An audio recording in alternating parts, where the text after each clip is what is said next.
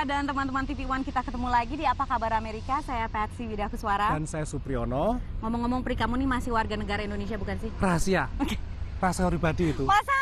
Kamu nih kayak orang Amerika aja penuh privacy iya, ya? privacy. Jadi itu hak pribadi yang boleh terserah saya katakan secara terbuka atau tidak kepada gitu orang ya? lain. Informasi pribadi harus dijaga. Harus dijaga dengan sempurna. Nah, kalau aku sih nggak peduli. Sebetulnya karena sekarang aku lagi cemas. Kenapa? Ya kan? Karena aku kan masih warga negara Indonesia. Kemarin pas waktu pulang kampung itu aku sempat membuat yang namanya IKTP. Oh, yang kemarin memang sedang didaftarkan rame-rame itu ya? Iya, betul. Kenapa yang cemas? Sekarang ini kan lagi heboh. Lagi heboh di tanah air karena ternyata chipnya bermasalah. Nggak boleh difotokopi. Kalau difotokopi bisa merusak chipnya itu. Iya. Chipnya ini model alamin mana itu kok? Chip kok difotokopi rusak itu loh. Mungkin buatan Eric Estrada. Oh, itu salah ya, itu chips. Nah, itu membuatku terheran-heran karena ya juga selama ini kan kita juga memang memfotokopi dan sebagainya kalau ada urusan di tanah air. Nah, jadi karena sekarang lagi heboh di tanah air masalah IKTP dan masalah kartu identitas. Sebetulnya mungkin saat yang baik untuk menjelaskan ke pemirsa bahwa yang namanya KTP itu kalau di Amerika ada nggak sih?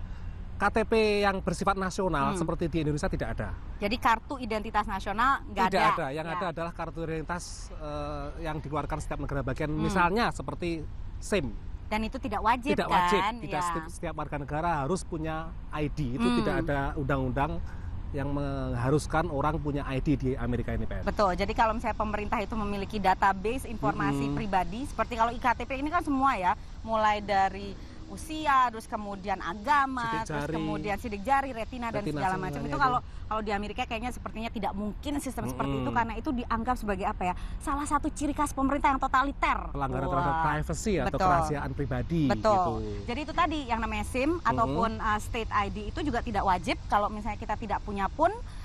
Tidak apa-apa sepanjang misalnya tidak ada keperluan. Kalau misalnya mengemudi ya tentunya harus punya SIM. Betul. Atau kalau misalnya mau ke bar ya tentunya harus punya kartu identitas yang menunjukkan bahwa kita cukup umur untuk pergi ke tempat seperti itu. Dan juga ada paspor sebenarnya. Tapi ya kita lihat kalau tidak salah menurut data statistik hanya sekitar berapa persen? Di bawah 5%. Kurang dari 5% warga yang Amerika Serikat yang memiliki paspor. Ya. Sama ada yang namanya Social Security Card. Ini adalah kartu.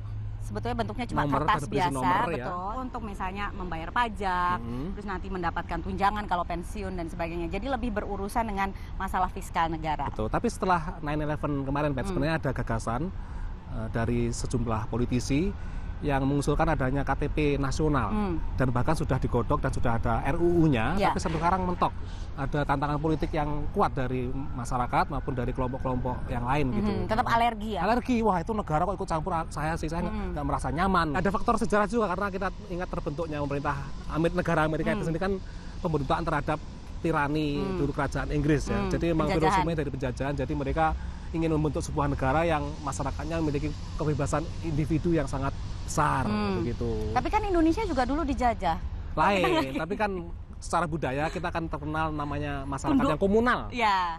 Di sini kan masyarakat yang menghargai kebebasan individu. Jadi memang perbedaan budaya, Pak. Tapi sekarang kalau misalnya memang muncul masalah seperti ini, yang namanya kartu identitas nggak boleh difotokopi ya lucu ya, Pria. Makanya.